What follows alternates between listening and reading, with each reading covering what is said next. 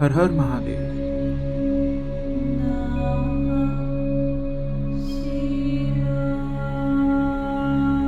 जय हिंद दोस्तों, स्वागत है आपका यात्री सेंट्रल की एक और नई वीडियो में। आज हम आपको लेकर चलेंगे उत्तराखंड के रुद्रप्रयाग जिले में स्थित बाबा केदारनाथ धाम के दर्शन करने। ये समुद्र तल से 3,500 मीटर की ऊंचाई पर हिमालय पर्वत के गढ़वाल क्षेत्र में स्थित केदारनाथ को हिंदुओं के पवित्रतम स्थानों यानी 4 धामों में से एक माना जाता है। आज के इस वीडियो में हम आपको इस यात्रा से संबंधित पूरी इन्फॉर्मेशन देंगे, जैसे कि मंदिर कब खुलता है, केदारनाथ मंदिर तक कैसे पहुंचे, पद यात्रा, घोड़े, पालकी, हेलीकॉप्टर आदि की यहाँ पर क्या सुविधा है, वहाँ पर रुकने खाने के क्या ऑप्शंस हैं, और साथ ही हम ये भी बताएंगे कि किस प्रकार से आप अपनी इस यात्रा को सुखद, मंगलमय और कम बजट में कर सकें। दोस्तों, केदारनाथ यात्रा के बारे में आपने ये सुना होगा कि हर साल 6 महीने के लिए यहाँ के कपाट बंद रहते हैं। ठंडे मौसम में यहाँ टेम्परेचर गिर जाता है और बर्फ गिरने लगती है।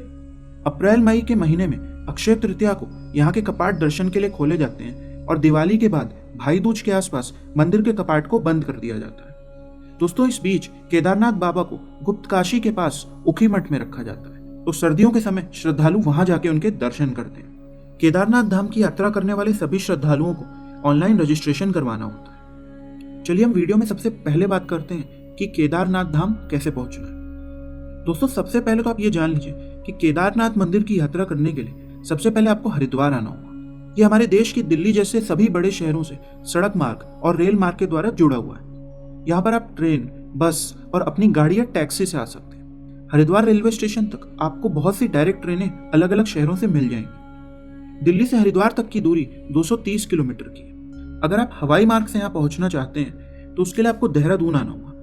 आइए अब हम आगे चलते हैं हरिद्वार से केदारनाथ धाम की ओर। केदारनाथ जाने के लिए जो सबसे नियरेस्ट प्लेस है जहाँ तक आपकी गाड़ी जाती है वो है सोनप्रयाग। यहाँ तक आप अपनी गाड़ी, टैक्सी या बस के माध्यम से आ सकते हैं। हरिद्वार से सोनप्रयाग तक जाने के लिए रेगुलर बस चलती है। इसका किराया प्रति व्यक्ति 600 से 700 रुपए के आसपास होता है। ये बसें हरिद्वार से सुबह 4 बजे से प्रस्थान करना शुरू हो जाती है। सीजन के समय यहाँ पर काफी भीड़ भाड़ रहती है, तो आप चाहें तो पहले से ही ऑनलाइन या फिर लोकल ट्रैवल एजेंट की मदद से बस की बुकिंग करके रख लें। अगर आप एसी बस की बुकिंग करते हैं तो इसका किराया 1000 से 1500 रुपए का होता है। बस के अलावा आप यहाँ पर शेयर्ड टैक्सी और प्राइवेट टैक्सी भी ले सकते हैं। हरिद्वार से सोनप्रयाग तक जाने का जो रास्ता है वो पहाड़ी रास्ता है। इसे कवर करने में आपको कम से कम 6 से 7 घंटे का समय लग जाता है। सोनप्रयाग के रास्ते में प्रसिद्ध धारी देवी का मंदिर मिलेगा, तो आप वहां पर दर्शन कर सकते हैं। धारी देवी का मंदिर अलकनंदा नदी पर बना हुआ है और इनके दर्शन करने की काफी मान्यता है। इसके बाद आप जैसे जैसे आगे बढ़ेंगे तो आपको अलकनंदा नदी और मंदाकिनी नदी का संगम देखने को मिलेगा। इसे हम रुद्रप्रयाग कहते हैं। तो यहाँ होते हुए आप पहुंच जाइए सोनप्रयाग। अगर आप टैक्सी या खुद की कार से केदारनाथ मंदिर की यात्रा पर आते हैं तो आपको सोनप्रयाग में ही अपनी गाड़ी पार्क करनी होगी और सोनप्रयाग से गौरीकुंड की यात्रा लोकल जीप या बुलेरो के द्वारा करनी पड़ेगी। ये दूरी 5 किलोमीटर की है। सोनप्रयाग में आपको बहुत बड़ी पार्किंग बनी हुई मिल जाएगी, जहां आप आराम से अपनी गाड़ियों को पार्क कर सकते हैं। बात करें सोनप्रयाग में रुकने की व्यवस्था की, तो यहाँ पर आपको होटल, गेस्ट हाउस और डॉर्मेट्री बेड सभी की सुविधाएं मिल जाएंगी। होटल में प्रति रूम किराया 1500 से 2000 रुपए के आसपास रहता है, और अगर आप सीजन में जाते हैं जब रश काफी ज्यादा बढ़ जाता है तो इनके रेट 6 से 8000 रुपए तक भी बढ़ जाते हैं। डॉर्मेट्री में बेड आपको 300 से 500 रुपए में मिल जाएंगे। दोस्तों, अगर भीड़ और रश के चलते आपको सोनप्रयाग में होटल नहीं मिल पाता है तो आप सोनप्रयाग से थोड़ा पहले सीतापुर, रामपुर या फिर फाटा में भी होटल ले सकते हैं। अगर खाने पीने की बात करें तो यहाँ पर आपको बहुत से शुद्ध शाकाहारी रेस्टोरेंट और भोजनालय मिल जाएंगे। चलिए दोस्तों, तो ये था हमारा पहला दिन जिसमें हम हरिद्वार, ऋषिकेश या फिर देहरादून से सोनप्रयाग तक पहुंचते हैं और यहाँ पर होटल लेके एक दिन का नाइट स्टे करते हैं। अगले दिन हमें जाना होगा सोनप्रयाग से गौरीकुंड। गौरीकुंड वो स्थान है जहां से हमारी पैदल यात्रा या फिर घोड़े, खच्चर, पालकी के द्वारा यात्रा शुरू होती है। सोनप्रयाग से जैसे ही आप आगे प्रस्थान करेंगे तो आपका यात्रा रजिस्ट्रेशन यानी कि आपने जो पंजीकरण कराया था वो चेक होता है। गौरीकुंड जाने के लिए आप सुबह सुबह जल्दी ही 4-5 बजे अर्ली मॉर्निंग में सोनप्रयाग के टैक्सी स्टैंड चले जाएं, वरना आप जितना देर करेंगे आपको केदारनाथ मंदिर जाने में उतनी ही देर लगेगी। गौरीकुंड तक की सुमो या बुलेरो का किराया 60 रुपए प्रति व्यक्ति होता है। एक बार आप गौरीकुंड पहुंच गए तो वहां से केदारनाथ मंदिर की दूरी लगभग 16 किलोमीटर की है। इस पैदल यात्रा को करने में आपको अमूमन 8 से 10 घंटे का समय लग जाएगा। अगर आप पैदल नहीं जाना चाहते हैं और घोड़े, खच्चर से जाना चाहते हैं तो आपको वो ऑप्शन भी यहाँ पर मिलता है। केदारनाथ बाबा के धाम तक घोड़े और खच्चर का किराया 3200 रुपये का होता है। अगर आप घोड़े खच्चर से न जाके पालकी के द्वारा जाना चाहते हैं तो पालकी वालों का किराया अमूमन 10,000 रुपये के आसपास रहता है, और अगर आप चाहें तो पिट्ठू के द्वारा भी जा सकते हैं जिनका चार्ज 5,000 रुपये के आसपास रहता है। दोस्तों, ये सभी किराए में आप थोड़ा बहुत मोलभाव कर सकते हैं और अमूमन सीजन के समय ये ज़्यादा ही रहते हैं। इसके बाद एक आखिरी ऑप्शन बचता है हेलीकॉप्टर द्वारा यात्रा का। दोस्तों, ये ऊपर मंदिर तक जाने के लिए सबसे तेज और कन्वीनियंट ऑप्शन है। केदारनाथ धाम में बहुत सी हेलीकॉप्टर कंपनी अपनी सेवाएं प्रदान करती है। हेलीकॉप्टर सर्विस आपको गुप्तकाशी, फाटा और सिरसी हेलीपैड से मिलती है। इनका जो राउंड ट्रिप यानी आने और जाने का किराया होता है वो 8500 से 12,000 रुपए तक होता है। चलिए अब हम बात करते हैं पैदल यात्रा की। दोस्तों, पदयात्रा करने के लिए अगर आपको छड़ी या किसी सहायता की जरूरत है तो आप गौरीकुंड से ले सकते हैं। अगर आप मानसून के समय में जा रहे हैं तो अपने साथ एक रेनकोट और छाता जरूर कैरी करें। तो प्रस्थान कर दीजिए आप हर हर महादेव और भगवान शिव की जय जयकार करते हुए केदारनाथ मंदिर की चढ़ाई के लिए।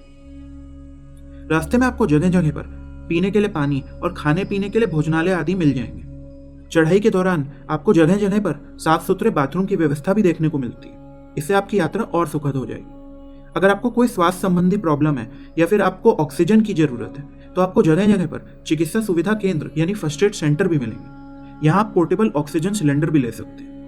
दोस्तों, यात्रा के दौरान आपको रास्ते में बहुत से छोटे छोटे वाटरफॉल्स भी देखने को मिलेंगे। आपको बस प्रकृति की सुंदरता का आनंद लेते हुए और भोले बाबा का नाम लेते हुए चलते जाना है। जैसे जैसे आप आगे बढ़ेंगे आपको रास्ते में मंदाकिनी नदी के ऊपर बना हुआ पुल और रामबाणा के अवशेष भी दिखाई देंगे। केदारनाथ घाटी की ओर जाने वाले मार्ग पर ग्लेशियर को काटकर बीच से बने हुए रास्तों को देखने में और वहां पर चलने में बहुत ही दिव्य और अद्भुत एक्सपीरियंस रहता है। दोस्तों, आप इस बात का ख्याल जरूर रखिएगा कि अपनी यात्रा के दौरान आप गर्म कपड़े और अच्छी किस्म के जूते जरूर कैरी करिए। मंदिर से 1 किलोमीटर पहले केदारनाथ बेस कैंप पड़ता है। यहाँ पर आपको खाने पीने और ठहरने की अच्छी सुविधा मिल जाती है। अगर आप सुबह से अपनी यात्रा को स्टार्ट करते हैं तो आपको मंदिर पहुंचते पहुंचते शाम हो जाएगी। अगर उस समय तक मंदिर खुला है तो आप हर हर महादेव का नाम लेते हुए भोलेनाथ के दर्शन करिए, अपनी मनोकामनाएं मांगिए और बढ़ चलिए बाहर की ओर। मंदिर में आरती की बात करें तो ये अमूमन सुबह 6 बजे और शाम को 6 बजे होती है। अगर आपका शाम के समय दर्शन नहीं हो पाता या फिर आप शाम के साथ साथ सुबह भी भोलेनाथ के दर्शन करना चाहते हैं तो आप वो भी कर सकते हैं। आप रात में खाना पीना खाने के बाद जल्दी सो जाइए और सुबह जल्दी उठकर भगवान केदारनाथ के दर्शन के लिए चले जाइए। मंदिर के बाहर सुबह 3-4 बजे से ही दर्शन करने के लिए लाइन लगनी शुरू हो जाती है। पीक सीजन के दौरान आपको 3 से 4 घंटे भी लाइन में लगना पड़ सकता है, जबकि वहीं ऑफ सीजन में आपका यह दर्शन अमूमन 1 घंटे में आराम से हो जाता है। दोस्तों, आपको जून 2013 में आई केदारनाथ की त्रासदी तो याद ही होगी। भारी बारिश के कारण वहां पर बादल फटा था और कहा जाता है कि मंदिर से 5 किलोमीटर ऊपर ग्लेशियर के पास एक झील बन गई थी, जिसके टूटने के कारण सारा पानी तेजी से नीचे की ओर आ गया था। उसी वक्त एक बड़ी सी डमरूनुमा चट्टान मंदिर के पीछे आकर रुक गई थी। इससे पानी की धाराएं 2 तरफ बढ़ गई थी और केदारनाथ मंदिर बच गया था। दोस्तों, इस शिला को आप मंदिर के पीछे जाकर देख सकते हैं। इसे आज भीमशिला के नाम से जाना जाता है। इससे थोड़ा आगे बढ़ने पर आपको हाल ही में बनी हुई जगत गुरु आदि शंकराचार्य की प्रतिमा भी देखने को मिलेगी। इसके अलावा केदारनाथ मंदिर से 500 मीटर की दूरी पर स्थित भैरवनाथ मंदिर आपको जरूर जाना चाहिए।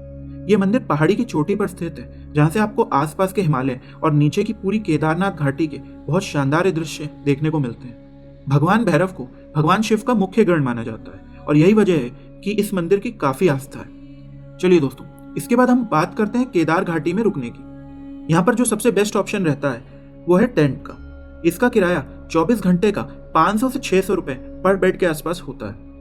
मंदिर से लगभग 1 किलोमीटर पहले आपको यहाँ पर GMVN का नंदी कॉम्प्लेक्स देखने को मिलेगा। इसमें टेंट्स, हट्स, कॉटेजेस आदि बने हुए हैं, जिसमें आपको अच्छे खासे रहने की सुविधा मिल जाएगी। दोस्तों, यहाँ पर ठंड काफ़ी होती है, तो आपको स्लीपिंग बैग्स और कंबल आदि भी यहाँ पर मिल जाएंगे।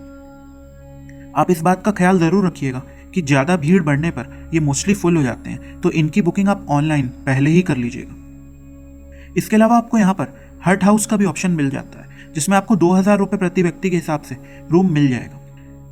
दोस्तों, अगर आपको इनमें से कहीं भी रूम नहीं मिल पाता है तो आपको मंदिर के पास कुछ रूम्स, होटल्स, धर्मशाला बनी हुई मिल जाएगी। वहां पर भी आपको रहने की व्यवस्था मिल जाएगी। केदारनाथ मंदिर के आसपास आपको रेस्टोरेंट्स और होटल्स में शुद्ध शाकाहारी खाना मिल जाएगा। इसके अलावा यहाँ पर आपको कई भंडारे भी देखने को मिल जाएंगे। मंदिर के पास 2 ATM भी हैं, पर आप कोशिश करिएगा कि आप जब केदारनाथ आ रहे हैं तो अपने साथ कैश लेकर आइए। अगर बात करें मोबाइल नेटवर्क की, तो यहाँ पर ऊपर लगभग सभी ऑपरेटर के अच्छे नेटवर्क आते हैं। दोस्तों, अगर आप केदार घाटी में आसपास घूमना चाहते हैं और आप ट्रैकिंग के शौकीन हैं, तो आप वासुकी ताल जा सकते हैं। हिमालय पर्वतमाला और शांत झील के आसपास का प्राकृतिक दृश्य पर्यटकों को यहाँ आने के लिए मजबूर करता है। आप जब भी अपनी केदारनाथ ट्रिप प्लान कर रहे हो, तो कम से कम 4 दिन का स्टे जरूर प्लान करें। इसमें आपका एक दिन सोनप्रयाग पहुंचने में, दूसरे दिन सोनप्रयाग से केदारनाथ तक की चढ़ाई के लिए, तीसरे दिन सुबह दर्शन करके वापस गौरीकुंड या सोनप्रयाग तक आने के लिए और चौथे दिन वापस हरिद्वार आने के लिए रखें। आइए बात करते हैं हम केदारनाथ यात्रा के खर्चे की। दोस्तों, अगर आप पैदल यात्रा करते हैं और पब्लिक ट्रांसपोर्टेशन का यूज़ करते हुए यहाँ पहुँचते हैं, तो प्रति व्यक्ति लगभग 8 से 9 हज़ार रुपये का खर्चा आ जाएगा। इसमें हमने बस का टिकट, होटल का खर्चा और खाना पीना आदि जोड़ा है। आप जितने ज़्यादा लोग रहेंगे, आपका खर्चा उसी हिसाब से डिवाइड होकर कम हो जाएगा। तो ये था हमारी यात्री सेंट्रल की ओर से केदारनाथ धाम की एक संपूर्ण यात्रा वर्णन। हम आशा करते हैं कि हमने आपको सारी जानकारी दे दी होगी, और इसके बाद आपके मन में इस वीडियो से संबंधित कोई भी सुझाव है या फिर कोई सवाल है, तो आप हमें नीचे कमेंट सेक्शन में पूछ सकते हैं। शेयर कर दीजिएगा इस वीडियो को अपने दोस्तों और परिवार वालों के साथ जिनके साथ आप केदारनाथ घूमना चाहते हैं, और सब्सक्राइब कर लीजिएगा हमारे चैनल यात्री सेंट्रल को ऐसे ही और वीडियोस देखने के लिए। मैं मिलता हूँ आपसे बहुत जल्द एक नए वीडियो, नई यात्रा के साथ। जय हिंद।